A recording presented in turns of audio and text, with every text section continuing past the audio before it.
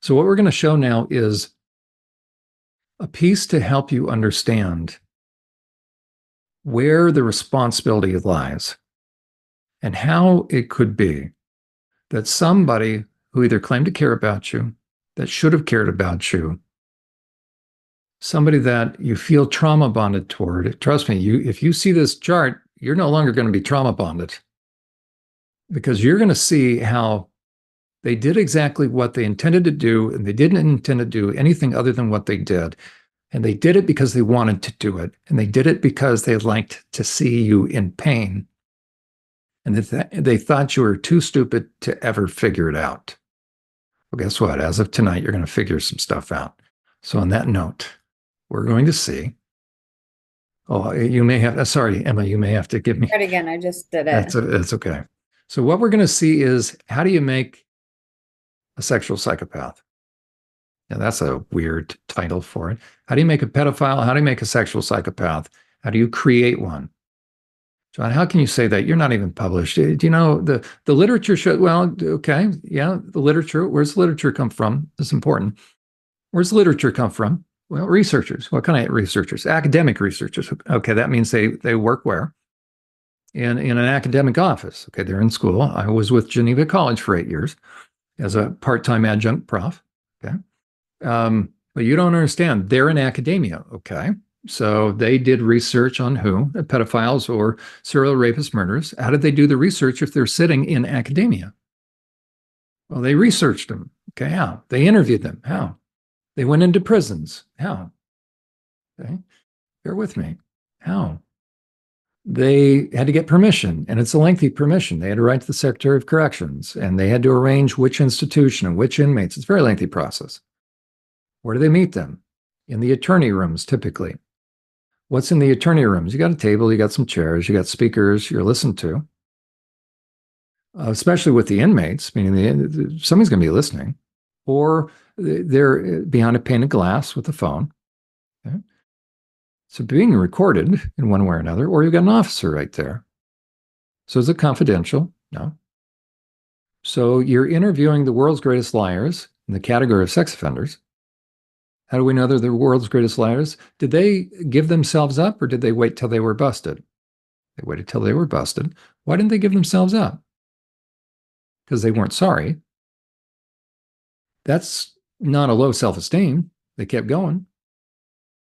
And they're not stupid. They kept going, but they were finally busted. Okay, so the world's greatest manipulators and liars. How much time does an academic researcher have with any of these guys? Probably about 3 hours with pen and paper, and the guy's talking. They're asking questions. And they're writing down the answers that who give them. Okay, the world's greatest liar. And they're taking that as like it's any other interview. And they're going to take that back as firsthand definitive data. Okay. They may have a total of 3 days if they're lucky. Okay. And they're interviewing the world's greatest liars who, unbeknownst to the researcher, is practicing for parole and is also trying to ensure that whatever gets into the research data or the research findings, whatever is produced, that it can help influence public opinion, public policy, laws, meaning decreasing the sentences, and for judges, decreasing the sentences, the sentencing structure, or how much time a judge is going to give them, and it's going to influence the judge. Maybe they'll even get off on parole, not do any time. So if you're a halfway smart, deviant individual, aren't you going to craft the narrative that's in your best interest, such as hurt people, and the reason why would be a perp talk, and the reason why I raped those 17 little kids and filmed it and put it on the dark web is because I figured out I had low self-esteem, I was depressed, and I had forgotten that I had been molested, and I realized that I'd been molested at the same age of the kids that I chose. So I think I was working out my own issues on the kids, and you know what? If I can get help, then I know I'll get better. And how many people and how many churches believe that? and therefore they welcome this perpetrator back in. And before you know it, the wolf is back in the henhouse. And all the survivors in the congregation are told what? Sit down, shut up. Oh, no, they're told, put all things behind. You have to forgive. Well, the guy's never confessed. No, but let bygones be bygones, bury the hatchet. And the survivors are re-perpetrated upon. And the perp is laughing all the way to the bank. So am I suggesting that offenders should never be able to go to church? I'm not suggesting that. Not in a mixed congregation. How about a male Bible study? How about doing what Jesus did with men? Meeting a small group with men with the 12. That was sufficient. Okay, what we have in front of us is my attempt at showing a gradation, moving from left to right, from mild to profound. So we could do a scale of 1 to 10 on how somebody becomes, how somebody arrives at the point where they can do the most heinous thing to the most innocent. And there is a progression. I'll be adding to this chart. So what we have here, and then I will zoom in and start working our way down so you can see that ultimately the people that harmed you, if you're a survivor, did so because they wanted to. And they never intended to do anything other than what they did. They just didn't tell you that. So they had a plan. They didn't tell you that. Okay, so we're going to look at, kind of differentiated by color, these different concepts that all come together. Okay, so the first is, if I can read it here, progressive violation of conscience into a permanent reprobate condition. So we're going to look at conscience. I'll describe that in a moment, and that's the key to everything. As a person overrides conscience, they're increasingly capable of doing anything. We're then going to look at the typical sentences and what's called sentence structure, how long they're given. We're then going to look at the continuum of sexual objectification, predation, and perpetration. Next, we're going to look at, and this is all in play within somebody. These are all different dynamics, okay, aside from the sentence structure. But you look at the sentence structure in the green, and what you will find is the crime will match the gradation here, where they are.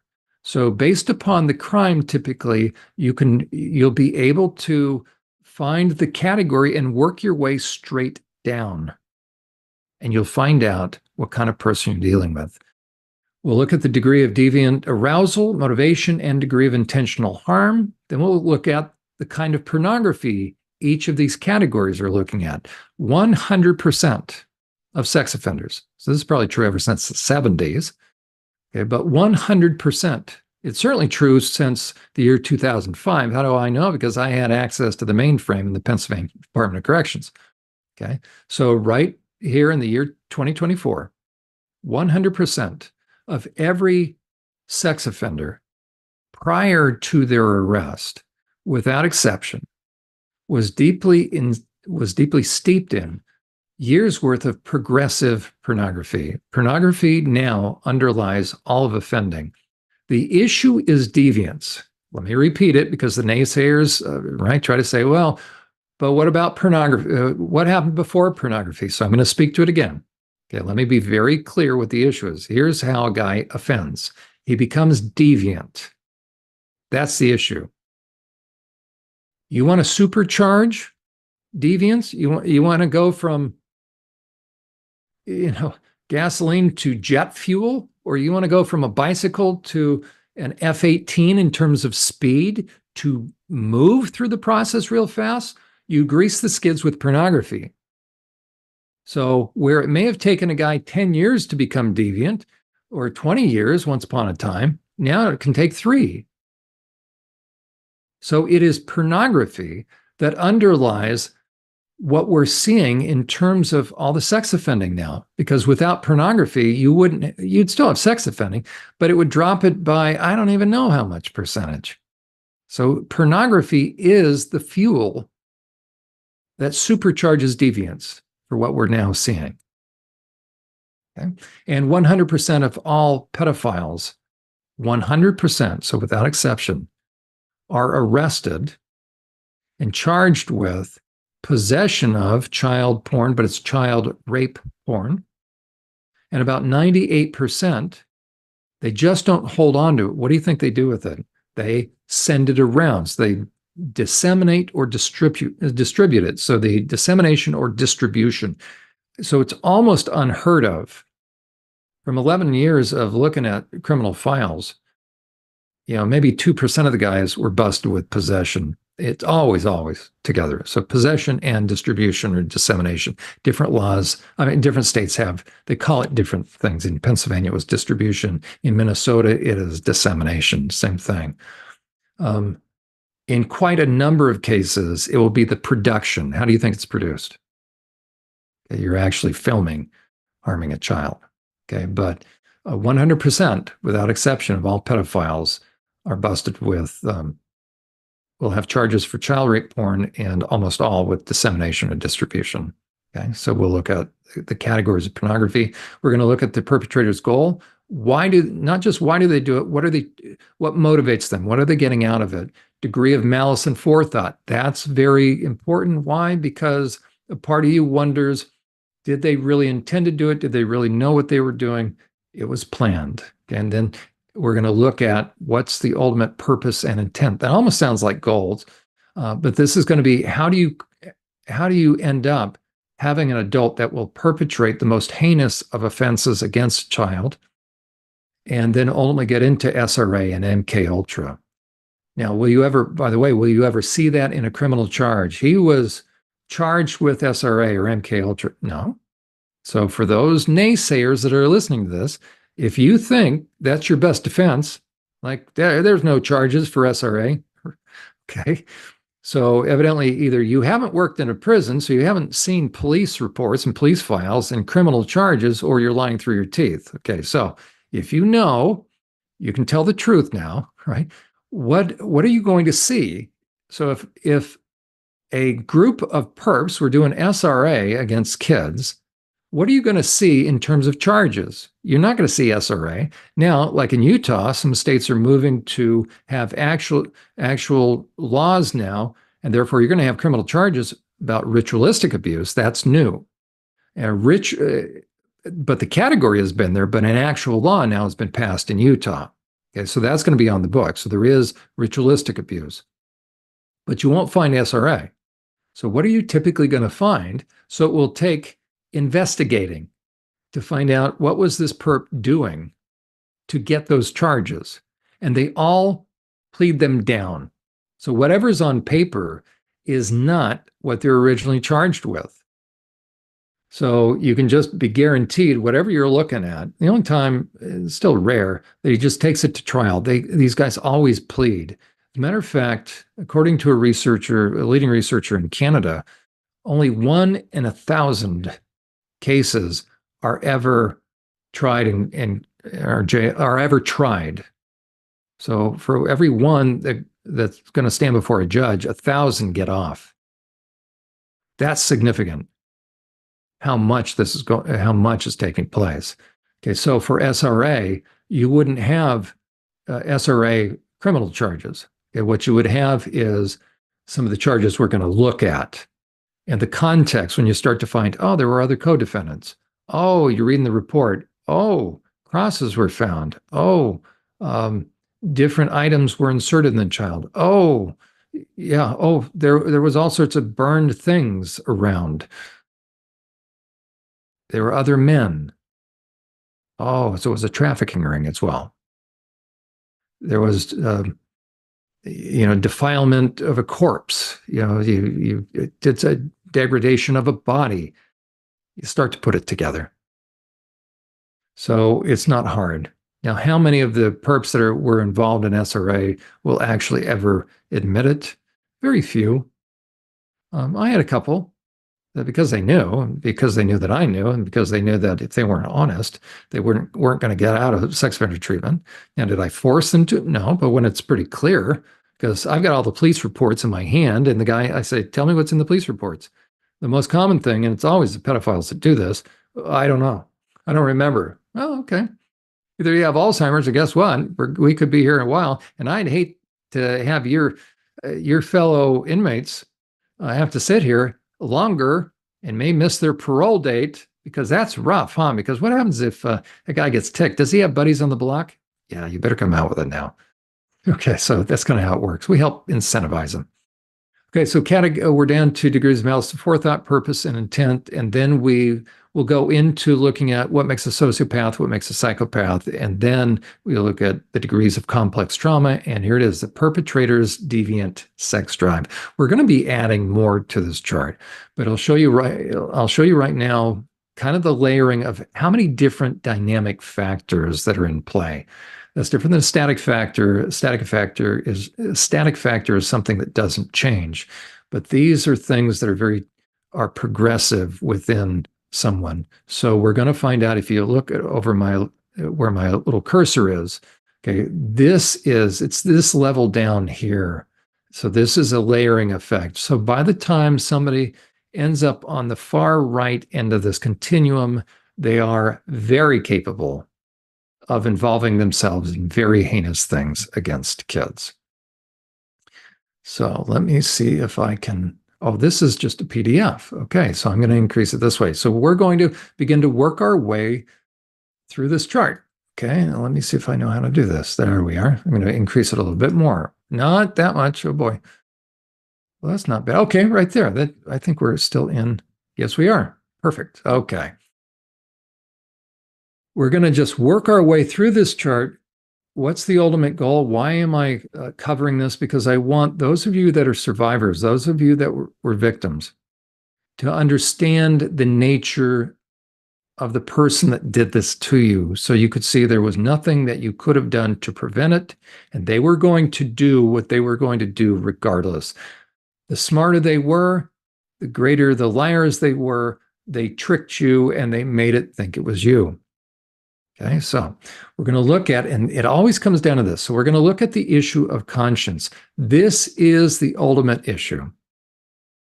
The extent to which I want to have my conscience is the extent to which I will honor my conscience, is the extent to which I will ensure I don't cross your boundaries if I'm talking to you, right? Okay. The reason I want to have a conscience is I don't want to transgress your boundaries. Remember knapsacks. Why? Because God places the ultimate value on you. He places ultimate value on people. He designed us in terms of human relationships to value people the way he values people. Whenever I don't have God's perspective, an accurate perspective toward a person, and it does matter because there's some people he doesn't want me to appreciate. The people over on the far right of this chart, actually kind of 3/4 moving over, he doesn't want me to value. Now, how can I say that? Well, you know what? Good question. I didn't anticipate. I want to stop this for a second, and I'm actually going to bring this up. This is the material that I work with, by the way. This is the file that I use with men who have offended. This is my actual working file. So if you want to know what I do with men in sex offender treatment, here we are. As a matter of fact, I just had a group tonight on my Tuesday night groups, just a little bit before us. So this is a sex offender file, by the way. But we're going to go to a chart that's very important, and this is really the premise of everything. And if you watch my podcast on Friday nights or go to SurvivorSupport.net under the podcast tab, you're going to see and hear me talk about pigs and dogs.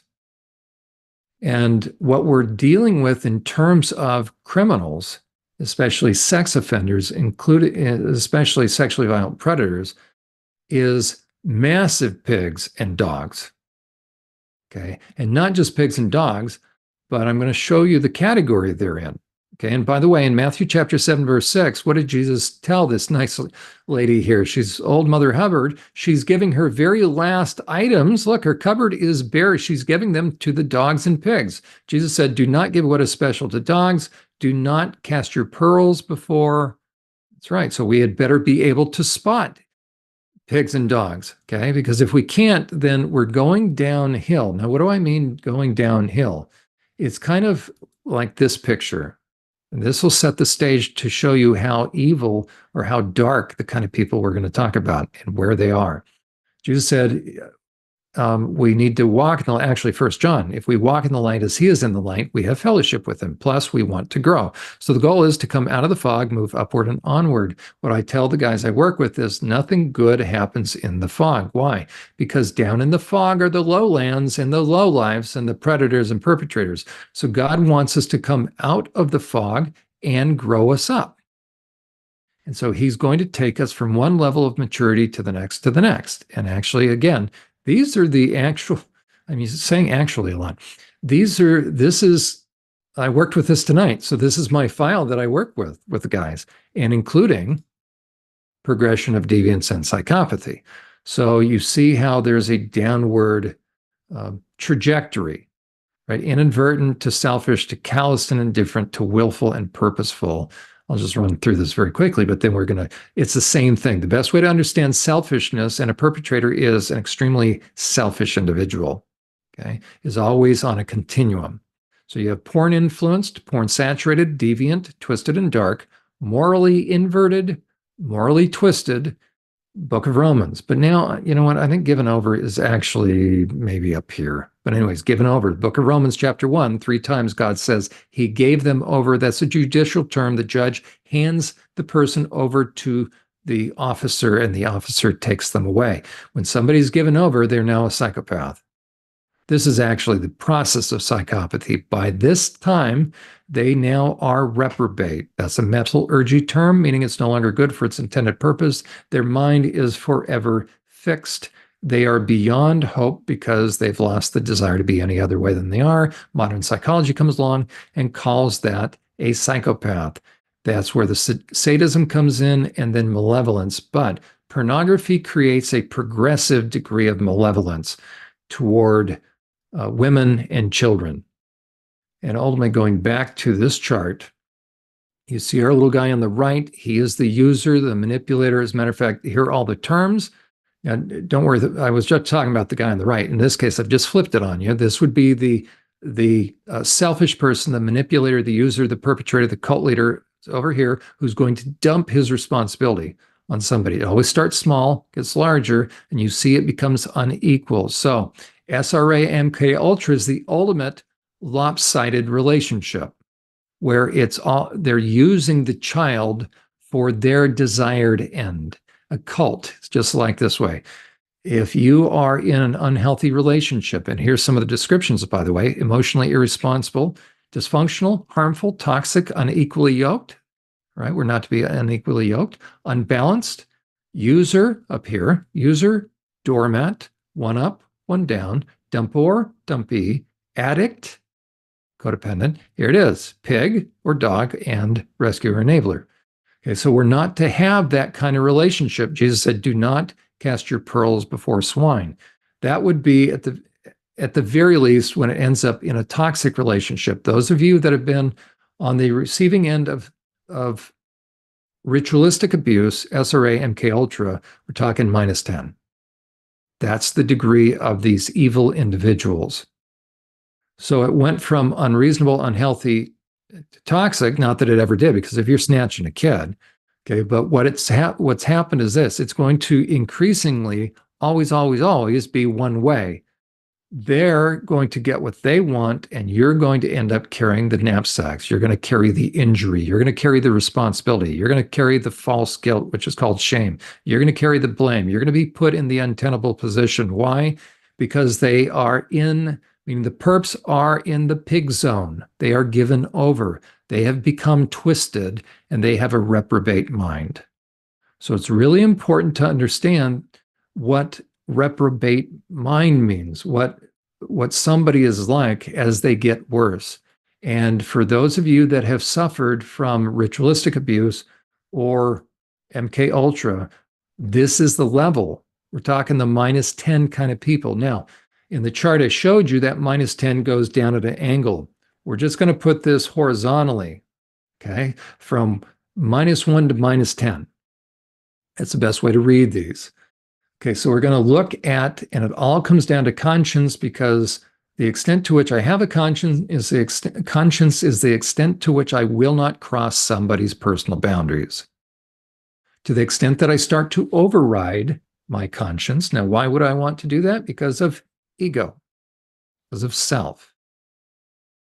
To the extent that I give myself permission to let my ego grow like a snowball, it will run counter to my conscience. So the bigger the ego, the less my conscience is working because I'm overriding it.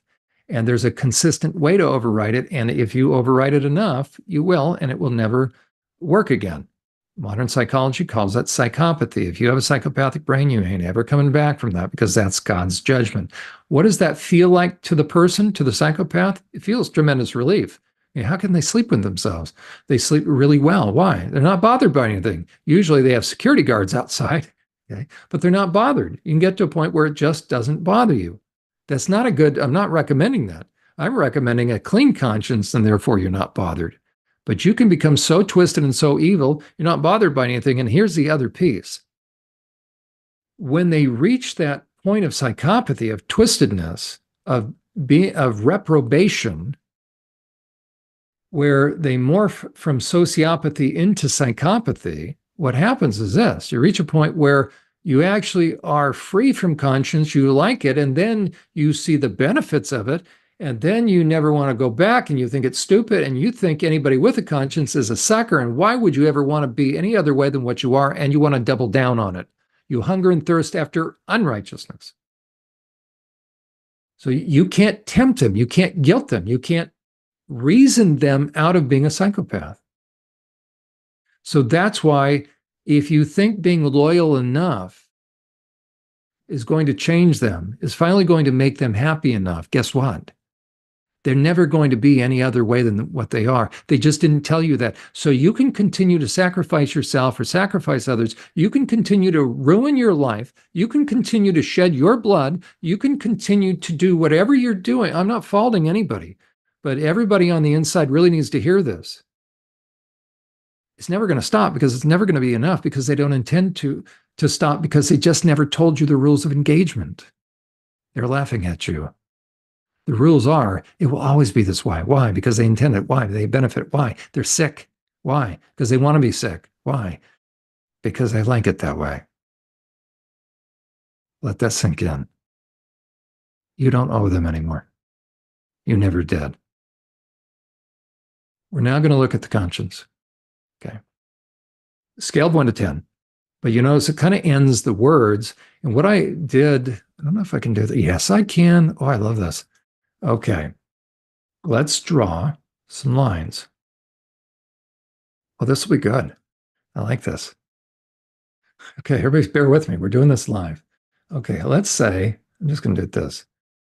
We're going to draw categories. So let's say we have -1. Why not? Where am I going to put the categories? You know what? Bear with me. Let me do this. Now that I see this. Okay, we're going to put probably right here for -1. There we go, to the left. You know what? Why not? Maybe we'll do -2. See if I'm drawing this straight. Am I drawing this straight? I don't think so. Anyways, everybody bear with me. So that would be -3. I'll have this, I'll make it equidistant for the next time. So we're just going to do, what is that? 1, 2, 3, 4, 5. So this would be -6. It's probably not going to be equal. -7, maybe. -8. Thank you for bearing with me. Okay, you can tell this isn't equal. Okay. So, but you can tell if I move the lines, oh, we'll give it one more. -11, but we'll stick with 10. Okay, so you can see here, the idea is this, hopefully, is we've got categories or degrees. And my contention is this, and the reality is this. Somebody is, as they move from one category left to right, they're getting worse. Why? Because they want to. Why? Because there's benefit to ego for doing this. Okay, so you can get to a point, and notice here up in the red, we'll go through the words here in a second, but you notice, wait a second, there's a number of these categories where, according to my theory, I haven't added additional words, because by the time you're here in this category, I'm going to make the case, it's either this category or this, I'm still going to make the case. Now, there can be survivors, but think about the perps. Because look what I'm going to bring up here now. Just a second. Okay, there we go. Look at what kind of porn. They're into what? You cannot harm a child. What did Jesus say? If you even think about harming a child, you better go off yourself. You better go kill yourself. So if you harm a child, that shows that you have no conscience, and therefore you're under God's judgment. It doesn't mean, though, let's say survivors got talked into this stuff. The thing I want you to keep in mind is this. It is those that are wanting and hungering to do this kind of stuff. If somebody is given over to this, if the perps are given over to this, they're also accessing this. So that's how we're going to read the categories of porn. Okay, so I'm going to go back up just for a moment. Well, here I am, huh? Okay, so everybody bring your eyes back up here just so you can stay with me. Sorry about that. Okay, so we're going to focus on how does somebody get to a point where they're looking at child porn, where they're wanting to degrade someone, right? Where they're wanting to impact, where they're malicious, where they want to render somebody defenseless and inflict trauma, category by category. That's how it works. So when you hear someone use the lie, use the myth, minor attracted persons they've just always been attracted to kids ever since they can remember. Now you can say that's a lie. How can you say that? Well, where'd they get that information? The perp. Okay. So my word over the perp. Well, I've studied. Okay. So the reality is this. Those that are harming kids, guess what other kind of porn they're found with? Yeah, sadistic porn, mort porn, that's mortuary porn. All this stuff. Well, if they're just into kids, why are they all into this other stuff? Because they're lying through their teeth. They first start with adult porn, and then it moves downward in terms, we'll talk about the barely legal stuff. Okay, so it all comes down to conscience. What is the definition? We'll go down here. Sorry, watch your eyes. We're going to go down to a psychopath. How does somebody become a psychopath? It's not nature, nurture, or genetics. Do those play a role? Somewhat, but you would have identical twins then. They're separated at birth, being identical psychopaths. How you become psychopathic is you override your conscience, right? You have a bloody psychopath and a white-collar psychopath. The bottom line definition of a psychopath is this. They have no conscience, therefore they have no empathy, they have no remorse.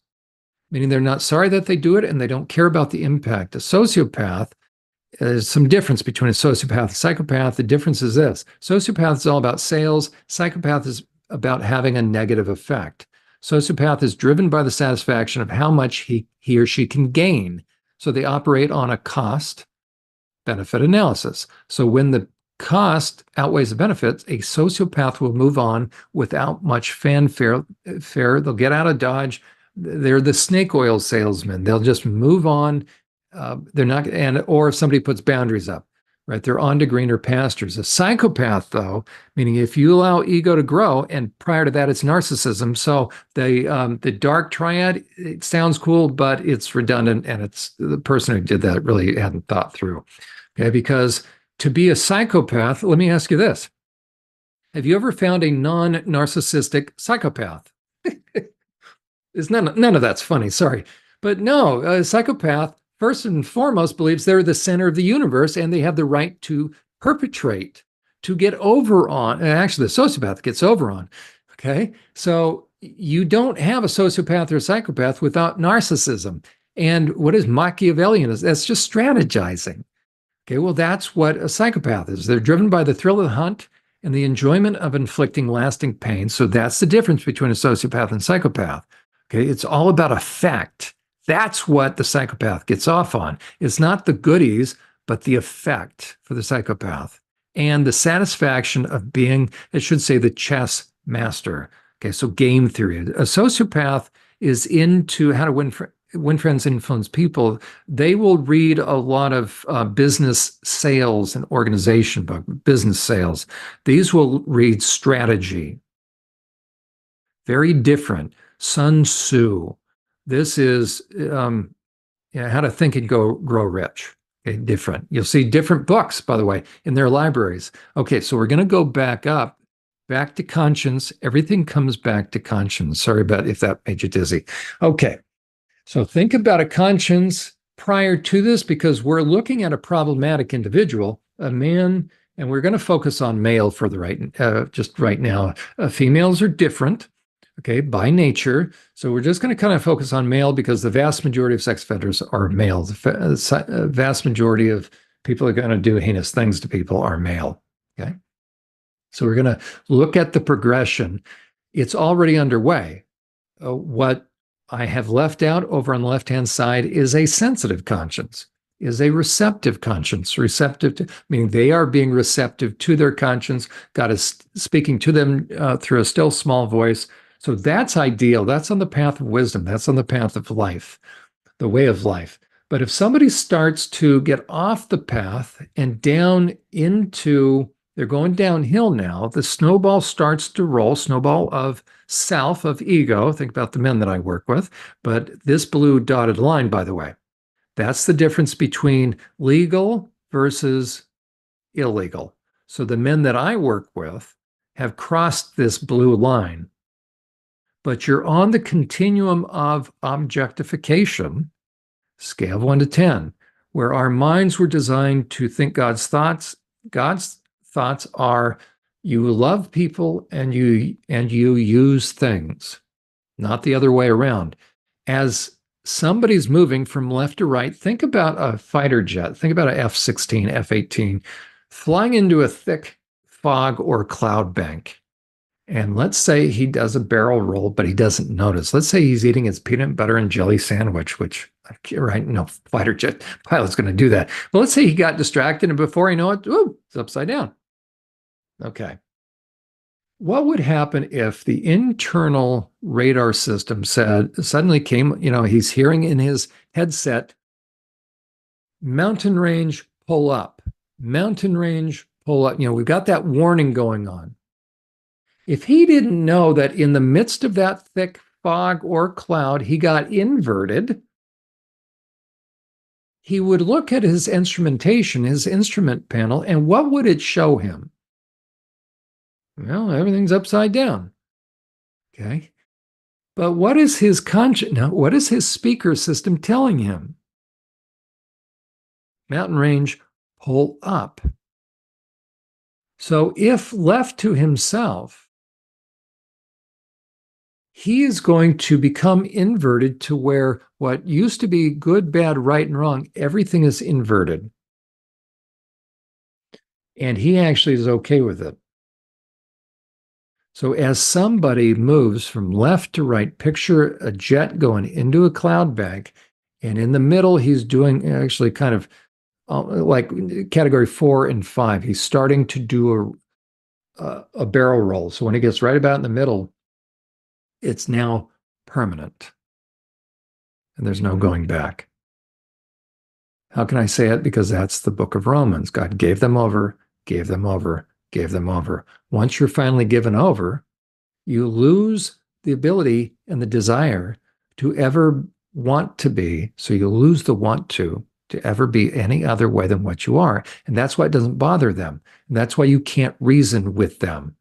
And for those of you that were victimized, if you ever felt like, or if you'd ever tried in whatever way to be good enough or to reason, to meet their requirements so that you wouldn't be harmed or somebody else wouldn't be harmed. See, you were coming from a different perspective, a reasonable perspective. You know what? If I can do enough, they'll finally stop it. Kind of make a bargain with them or something. But here's a dirty little secret. It was never going to, it wasn't apples and oranges, so to speak. Because you're assuming there's a party that's still, and this is why we're doing this series, there's a party that believes that they're over on the left because they were nice to you sometimes.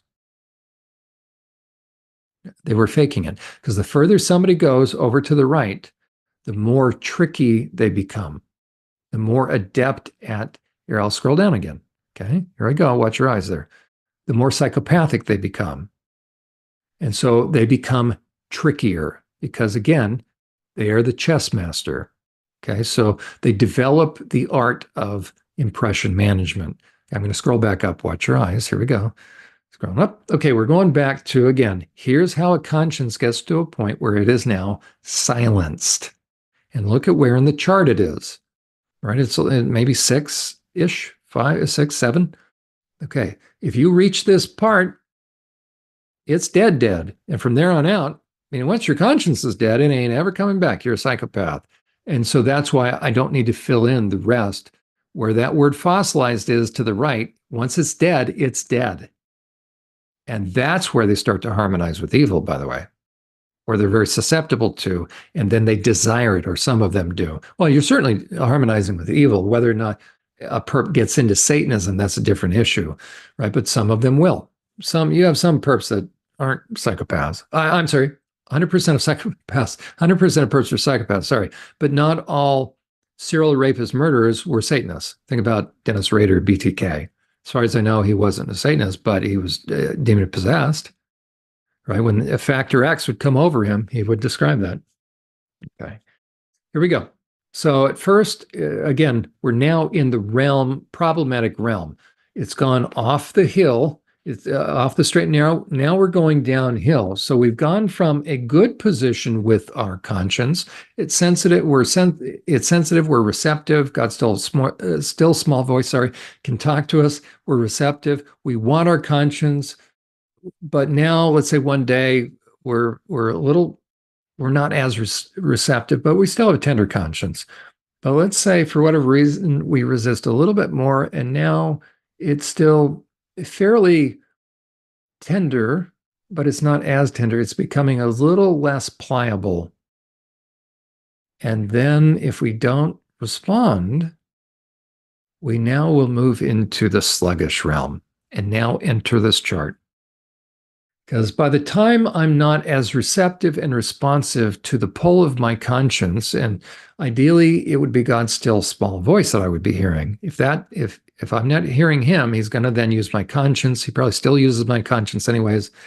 But if I get to a point where I'm not responding, he's not going to be talking much to me. So now it's just left to my conscience. Well, if I'm not listening, if I'm not responding properly, now I'm becoming sluggish. And by that time, if I'm a guy, what am I probably into? There we go. I'm now lusting and I'm not responding. I'm not doing a U-turn. So now I'm starting to respond less. I'm still kind of bothered, but I'm slow. It's slow to respond. And maybe I don't come all the way back on top of the path. So maybe I start a new baseline at -1.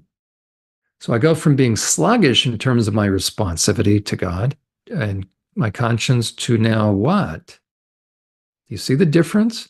Sluggish to now, I'm starting to resist my conscience. I'm losing the desire, like, I really need to, I got to get back there to, you know what, it's not so bad. So I'm doing justification, rationalization in here. This is a really dangerous place to be for any guy, for any person. I'm going to focus on guys.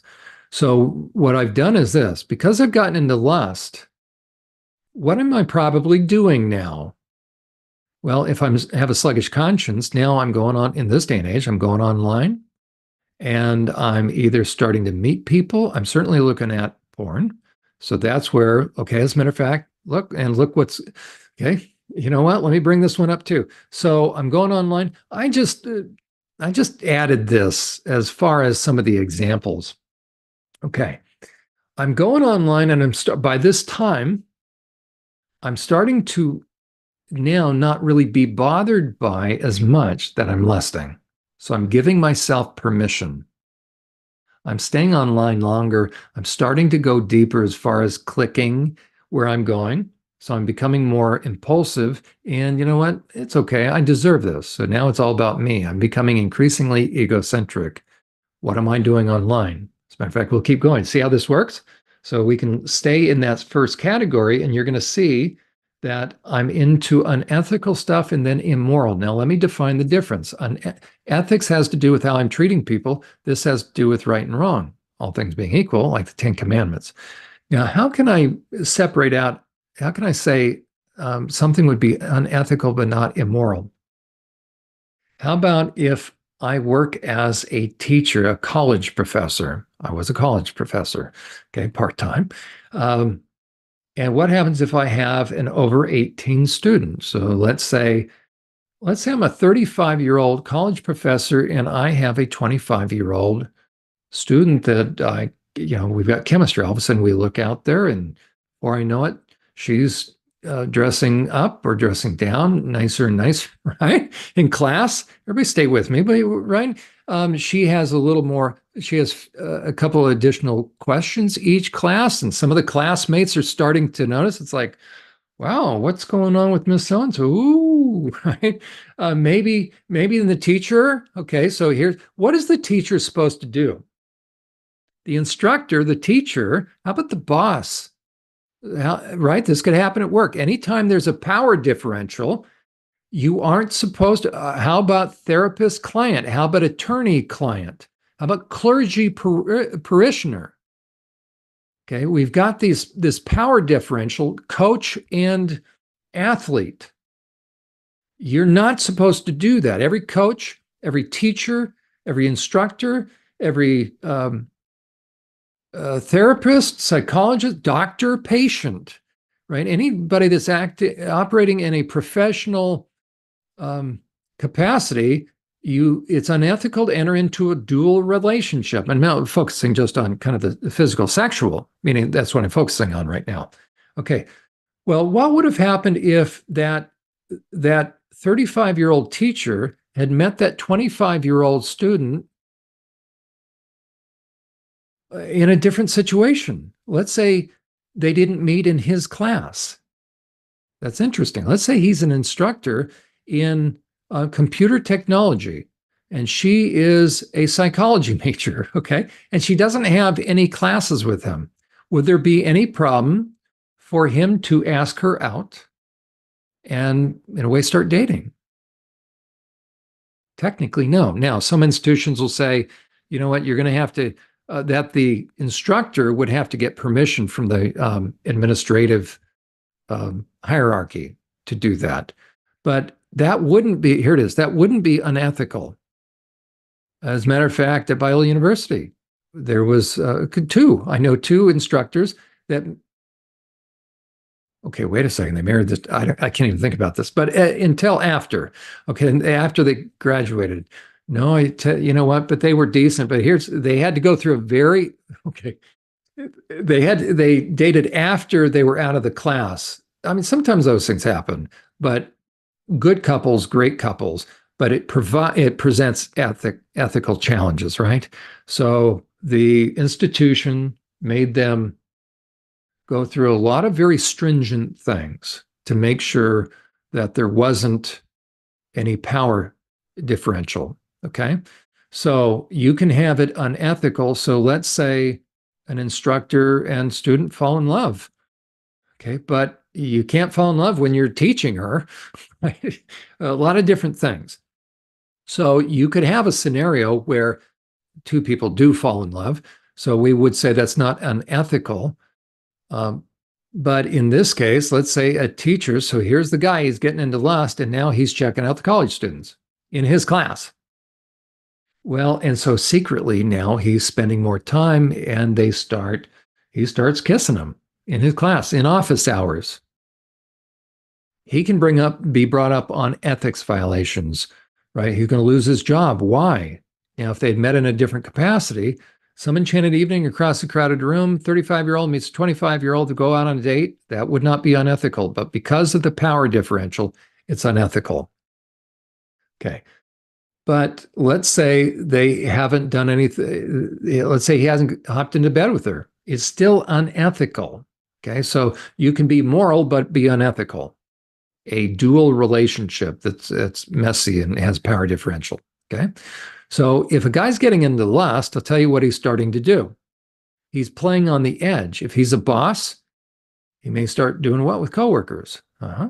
If he's an instructor, he may start, right? So if a guy's filling his mind with this, he's becoming more down here, degrees of deviant arousal. He's not deviant yet, but he's becoming impulsive. He's going to make stupid decisions, and it's all about him. So he's not thinking about the girl's best interest. But it's only a matter of time till it moves into what? Immorality. Okay, now it's a different ballgame. But it's still, look at the dotted line, it's still not illegal yet. He can be fired from his job, but no criminal charges. It certainly may be immoral. If he's in the church, he'll be fired from his church, hopefully. But you can be very unethical and very immoral and still be legal, and that's part of the challenge, right? The question is, are the laws that are passed, are they moral laws? So in our culture right now, people can be really unethical, really immoral, and never be locked up. But as someone gets to a point where, and see this line right here, this is very interesting. The difference between resistant to conscience to what? Now it's the beginning of it's not bothering you much anymore. And I put the D kind of over a little bit here because before you start breaking legal constraints, before you start breaking the law, you've gotten to a point where you're pretty much desensitized to your conscience. Now, are you nervous about doing it? Do they, right? They're looking over their shoulder. Yeah, but that's not because your conscience is bothering you. You just don't want to get busted. Those are two different things. Okay, so we take our instructor here, our teacher, and he's starting to go out with students, or he's picking up on. He's starting to have affairs with students.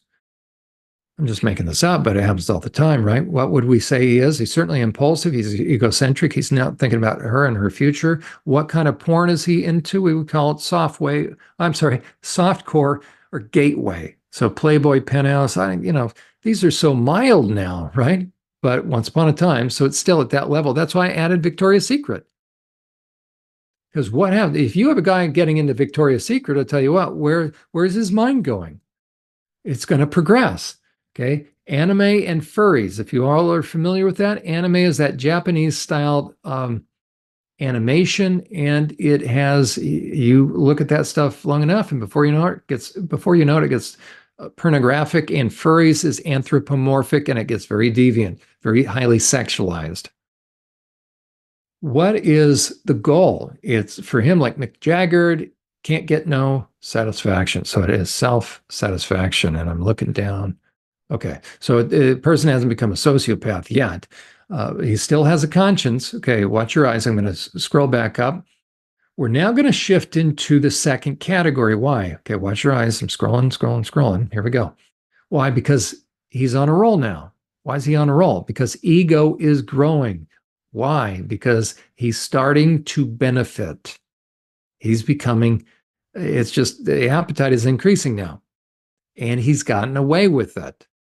So he's overridden it. He's really now desensitized to it. So we're going to stick with this just for a second here. Okay, so we've gone from sluggish. He values his conscience. He's kind of getting a little mediocre. He's resisting it, and now he's hit that point where it's not bothering him as much. His conscience. That's the beginning of the danger zone.